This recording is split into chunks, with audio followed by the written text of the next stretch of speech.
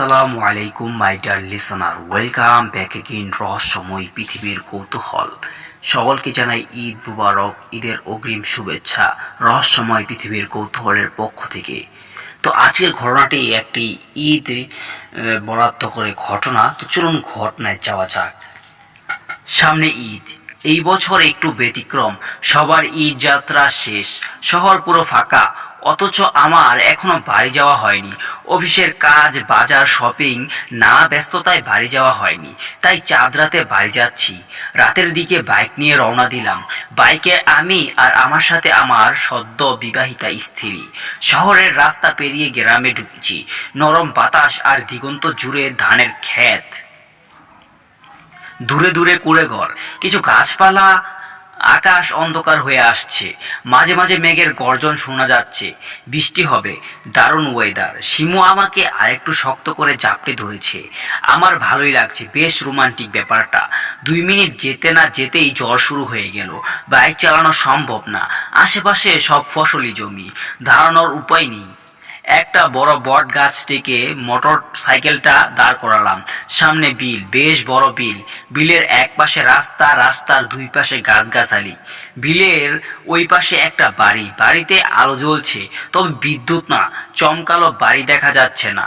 বট গাছটা বড় হলেও আমরা ভিজে যাচ্ছি। শিমুর চোখ মুখ শুকিয়ে গেছে। মফ ফুলে বড় হওয়া মেয়ে, সে জানে এবং মানে বটগাছ ভালো না। এসব গাছে ভালো জিনিস থাকে না। তার খুব সমস্যা হচ্ছে, গা ব্যথা করছে এখানে দাঁড়ানোর পর থেকে। হঠাৎ এক বজ্রপাত হওয়ার শিমু কেঁপে উঠল। আমি একটু হেসে বললাম, ডরাইছো? শিমু কিছু বলল না। সামনে যেতে পারবো না। বিলের পাশে লাগানো গাছ ভেঙ্গে রাস্তায় পড়েছে।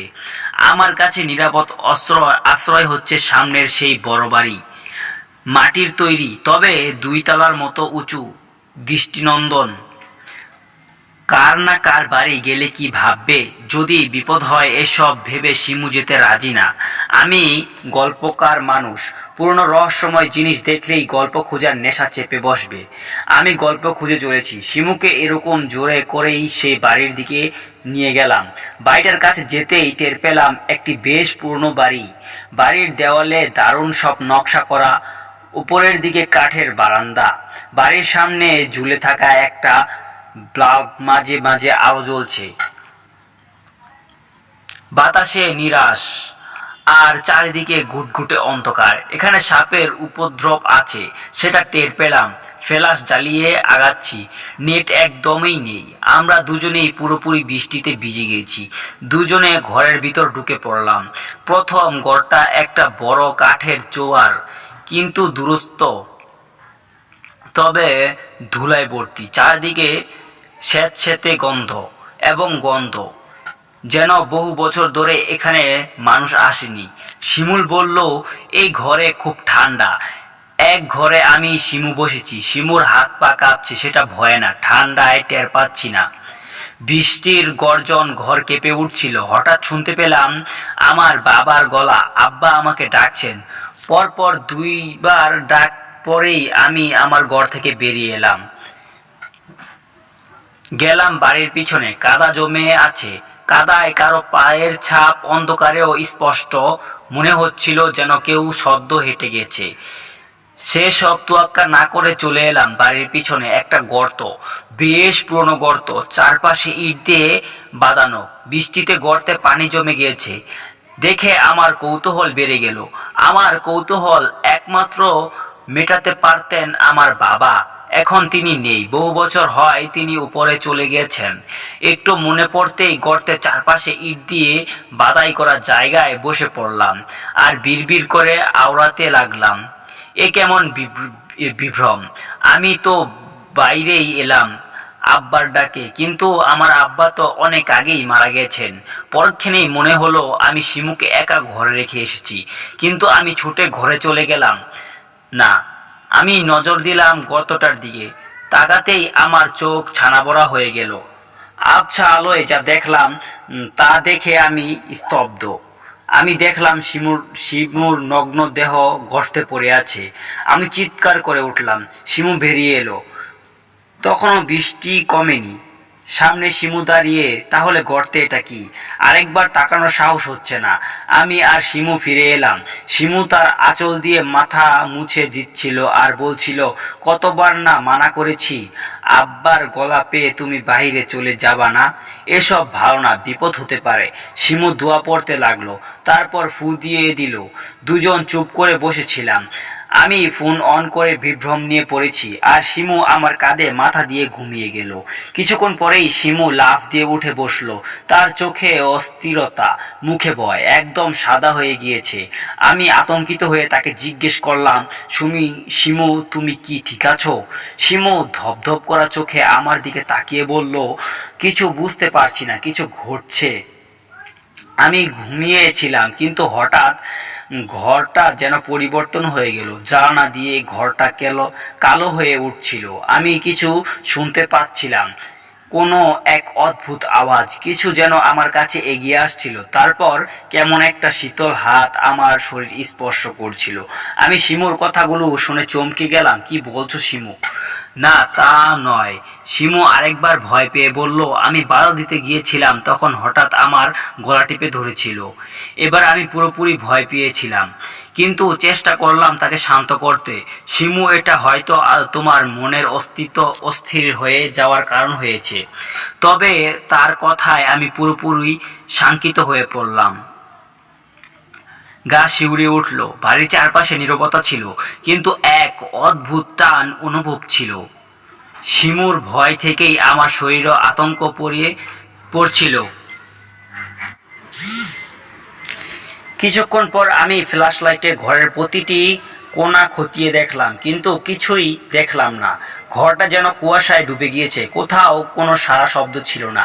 এই মুহূর্তে আমি বুঝতে পারলাম কিছু অন্যরকম ঘটেছে। শিমুর ভয় আর আমার মধ্যে এক অদ্ভুত অনুভূতি তৈরি হচ্ছিল। এই বাড়ির দেওয়াল যেন আমাদের চারপাশে ঘুরেছে, আমাদের ঘিরে। সারা বাড়িতে একটা অদ্ভুত ঠান্ডা অনুভূতি ছাপিয়ে পড়েছিল। শিমু আর আমি অবাক হয়ে তাকিয়ে রইলাম। আমাদের সামনে যা ঘটছে তা আমাদের মনের মধ্যে এক অদ্ভুত বিভ্রম তৈরি করছিল। এত রাতে আমরা একা এই অন্ধকার ঘরটিতে, আমরা কি একটি বিভ্রমের শিকার হচ্ছি, নাকি সত্যি আমাদের মধ্যে কোনো অতিপ্রাকৃত শক্তি রয়েছে? এভাবে এই অন্ধকার রাতে শিমু আর আমি দুজনেই ভয় আর বিভ্রান্তির মধ্যে আটকে পড়েছিলাম, কিন্তু কিছুই আমাদের সামনে স্পষ্ট হচ্ছিল না। এটা কি ছিল, ভয়ের এক বিভ্রম, নাকি এটি অদৃশ্য শক্তির উপস্থিতি? ঝড় একটু কমে এলো, আর দুজন বাড়ি থেকে বের হতে পারলাম। শেষেমেশে রাস্তায় চলে এলাম। তখন অজানা শোনা যাচ্ছিল, আর সেই সুর আমাদের শঙ্কিত মনে কিছুটা শান্তি আনলো। কিন্তু কি হয়েছিল? বাড়ি থেকে বের হওয়ার পর আমরা আশেপাশে তাকালাম। বিলের ধারে কোনো গাছ বাঙ্গা নেই, একেবারে নীরব, অন্ধকার রাতের মতো। তাহলে এটি হয়তো একটি বিভ্রমই ছিল। আমি মনে মনে ভাবলাম, রাস্তা ফাঁকা, গ্রামের নির্জনতা, গা ছমছমে বাতাস, তবে আমাদের শরীরে এখনো কিছু অস্তিত্ব রয়ে গেল। কষ্টকর শীতল পরিবেশ, সেই অদ্ভুত অনুভূতিগুলো একটু থেমে থেকে আমরা বাড়ি ফিরতে শুরু করলাম। কিন্তু রাস্তায় ফিরে আসার পথে অদ্ভুত কিছু ঘটনা ঘটল। একটানা চলতে চলতে আমাদের পিছনে একটি কালো বিড়াল চলছিল, একদম ধীরে, যেন আমাদের সঙ্গে যোগ দেওয়ার জন্য। কালো বিড়ালটি তীব্রভাবে আমাদের অনুসরণ করছিল। প্রথমে এটি আমরা লক্ষ্য করিনি, কিন্তু যখনই থাম বিড়ালটা কয়েক পা পিছনে গিয়ে দাঁড়াতো।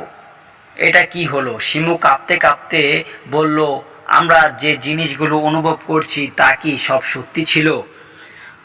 ভোরে বাড়ি ফিরেও আমাদের এক সেকেন্ডের জন্য শান্তি আসলো না। ঈদের সকালটা ছিল ভয়ঙ্করভাবে নীরব। পুরো গ্রাম, আশেপাশের পরিবেশ, সবকিছু যেন স্বাভাবিক ছিল। শুধু আমাদের ঘরে যেন চেপে বসেছিল অজানা বিষাদের ছায়া।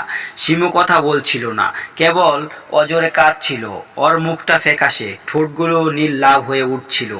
আমি কিছুতেই বুঝে উঠতে পারছিলাম না কি হলো।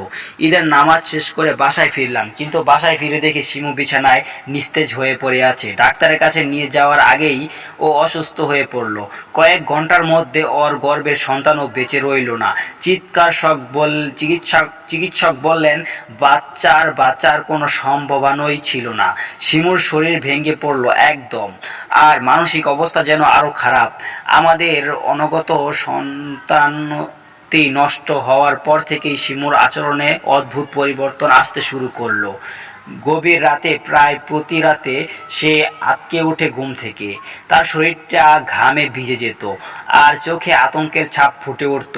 তার চোখে যে সে এই যেন প্রতিদিন অজানা কিছু একটা দেখতে পাচ্ছিল, যা আমি বা অন্য কেউ কখনো অনুভব করেনি। ঘুম থেকে উঠে বারবার একটা কথাই বলতো, তুমি বদলে গেছো, তুমি আমাদের সন্তানকে খুন করেছো, আর আমাকে করবেই। প্রথম দিকে আমি বুঝতে পারিনি কেন শিমু এমন কথা বলছে, কিন্তু তারপর আমি জানলাম সে যে মানসিক অবস্থায় ছিল না তা আসলে ক্যাবগ্রাসক সিনেড্রোম। এই সিনেড্রোমে মানুষ তার পরিচর্যনের মধ্যে পরিবর্তন দেখতে পায়, যেমন তাদের প্রিয় মানুষ বদলে গিয়ে অন্য কেউ হয়ে গিয়েছে। শিমুর ধারণা ছিল আমি তার কাছে আগের মতো নই, আমি তাকে কখনো না কখনো মেরে ফেলবো। তার মনে এমন এক ভয় ছিল যা একবার তাকে গ্রাস করলে তাকে মুক্ত করা খুবই কঠিন ছিল। এটা শুধু শিমুর মানসিক অবস্থা নয়, তার মধ্যে এক অদৃশ্য শঙ্কার সৃষ্টি করেছিল, যেন সে নিজেই বা তার আশেপাশের পৃথিবীও অন্য হয়ে গিয়েছে। সে রাতগুলোতে যখন শিমু কাঁপতে কাঁপতে বলতো, তুমি আমাকে মারবে, তুমি বদলে গেছো, তখন আমার মনে হতো এই ঘর, এই বাড়ি, সবকিছু যেন এক ভয়ের ছায়ায় ডেকে গেছে। তার মধ্যে এমন এক অদ্ভুত বিভ্রম তৈরি হয়েছিল যা আমাকে প্রায় কখনো তার কাছে যেতে বাধা দিত। এক রাতে আমি শিমুর পাশেই ছিলাম, যখন সে আচমকা উঠে বসলো, তুমি বদলে গেছো, তুমি সেই বাড়ির লোক যে আমাকে শেষ করে দিবে। শিমুর মুখে সেই ভয়াবহ বিভ্রান্তি দেখে আমি সত্যিই শঙ্কিত হয়ে পড়লাম। এই মুহূর্তে মনে হচ্ছিল যেন তার অতীতের ভয় ও বর্তমান বিভ্রম এক হয়ে তার ভিতর ছড়িয়ে যাচ্ছে, যা শুধুই আমাদের নয়, পুরো বাড়ির অশুভ রহস্যের সাথে মিশে যাচ্ছে। সেদিন আমাদের ঈদের দিনটা অভিশপ্ত হয়ে রইল। আত্মীয় স্বজনরা এসেছিল খোঁজ নিতে, তবে কারো সন্তান সত্ত্বনা যেন আমাদের কান পর্যন্ত পৌঁছাতে। শিমু মাঝে মাঝে জ্ঞান হারাচ্ছিল, ঘুম ঘুম ভাবের মধ্যে বলে উঠছিল, ওর চোখ দুটো এখনো আমাকে দেখেছে, ওই এখানেই আসছে, আমি জানি, আমি জানি। আমি শিমুকে শান্ত করতে চেষ্টা করলাম, কিন্তু ঠিক ঈদের রাতে যখন চারপাশ উৎসব মুখর, তখনই শিমু আচমকা ঘুম থেকে উঠে আমাকে হাত আঁকড়ে ধরল, কাঁদতে কাঁদতে বলল, ও আমাকে বলে দিয়েছে ওর নাম আয়েশা, ওর গলা টিপে মারা হয়েছিল সেই গর্তেই ওর মরদেহ। আমি হতবাক, শিমু কিভাবে জানলো গর্তের কথা? তো আমি ছাড়া কেউ জানে না। কয়েকদিন পর আমি নিজেও অসুস্থ হয়ে পড়লাম। রাতে ঘুমাতে গেলেই যেন অদ্ভুত স্বপ্ন দেখতাম। কেউ যেন আমার কানের কাছে ফিস ফিস করে বলে উঠতো, তোমরা আমার ঘর নষ্ট করেছো। আমাকে সেদিনও কেউ শুনেনি, এখনো কেউ শুনবে না। তারপর একদিন ফেসবুক স্ক্রল করতে করতে আচমকা একটি ভিডিওতে চোখ আটকে গেল। ভিডিওটি ছিল সেই পুরনো বাড়িটির নিয়ে, যেটি নিয়ে কিছু যুবক একটি ডকুমেন্টারি বানিয়েছিল।